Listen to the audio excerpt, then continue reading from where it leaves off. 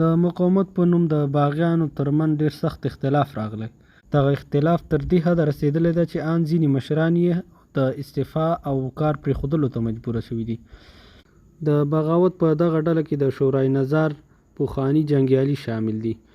شورای نظار چې د افغانستان د بربادۍ اصلي عامل ده په دغه جبهه کې شتون لري، خو دغه جبهه د ډېرو سختو او بنیادي اختلافونو سره مخامخ ده.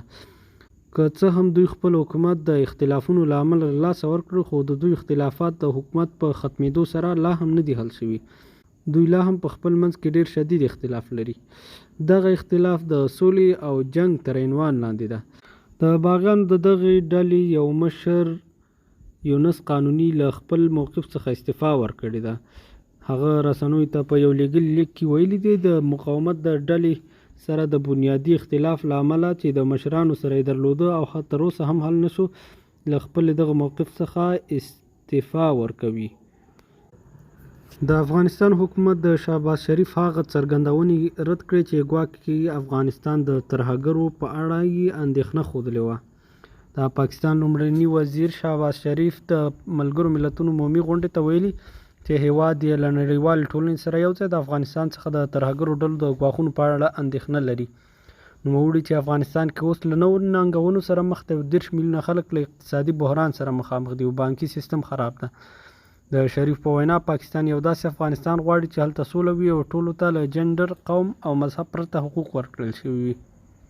افغان حکومت د شهباز شریف دغه څرګندونې چې بهرني ترهګري ډلې په افغانستان کې شتون لري په کلکه رد کړي دي. په دې اړه د افغانستان د بهرنیو چارو وزارت ویاند عبدالقهار بلخي د بهرنیو چارو وزارت اعلامیه په خپل ټویټر پاڼه نشر کړې ده. همدارنګه د بهرنیو چارو سرپرست وزیر امیر خان متقي هم په یو وینا کې د شهباز شریف دغه وینا په کلکه رد کړې ده. د افغانستان له لوري په خپره شوې اعلامیه کې راځي د ملګرو ملتونو د عمومي اسامبلۍ په 78مه ناسته کې د امریکا او پاکستان په شمول ځینې هیوادونو د افغانستان په اړه اندېښنه وښودله چې ګواکې له افغانستان اوس هم د ترهګرۍ خطر موجود دی. د اندېښنې په داسې حال کې ښودل کېږي چې تر دې دمه دغو لورو په ملګرو ملتونو کې د افغانستان څوکۍ چې د افغان حکومت حقوقي او سیاسي حق دی ورکولو ته تیار شوي نه دي. دغه اندېښنې پر ناسم معلوماتو سرچینې ولاړې دي. که افغان حکومت ته دغه حق ورکړل شي، دا به یو فرصت وي تر څو هغه واقعیتونه چې په افغانستان کې دمګړي موجود دي له سیمې او نړۍ سره شریک شي. ښایي هیڅ ډول اندېښنې ته هم ځای پاتې نه شي.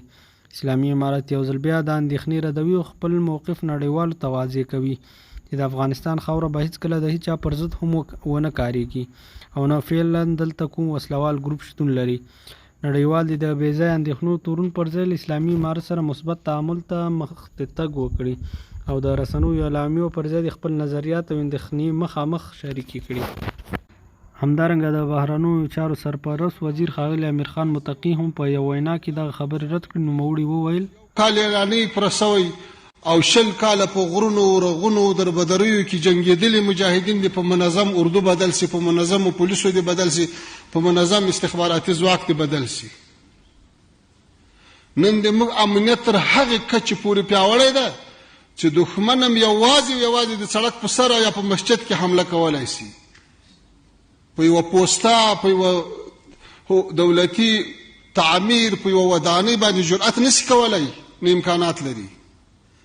دا د ښه امنیت نښه ده. د دنیا مغرضې کړي او استخبارات په دې اخته دي چې افغانستان دنیا ته د تروریزم مرکز معرفي کړي. په ډېر تکلیف وتوانېدل چې یو څو زړې ګولۍ ازبکستان ته وروشړې او هغه هم ورونه رسېدې. هفته نه وه پرسې عامل. د پاکستان د لومړني وزیر د دې څرګندونو په اړه په افغانستان کې بېلابېل غبرګونونه راپارېدلي دي. د افغانستان د تیرې دورې ولسمشر هم په دې اړه کلک انتقاد کړی ده. بل خوا په پاکستان کې د افغانستان پخوانی سفیر عبدالسلام ضعیف پر خپل یو ټویټ کې ویلي دي د ملګرو ملتونو په عمومي غونډه کې د افغانستان په اړه د شهباز شریف زهرجنې او دروغجنې خبرې د یوې نوې دسیسې ښکارندویي کوي.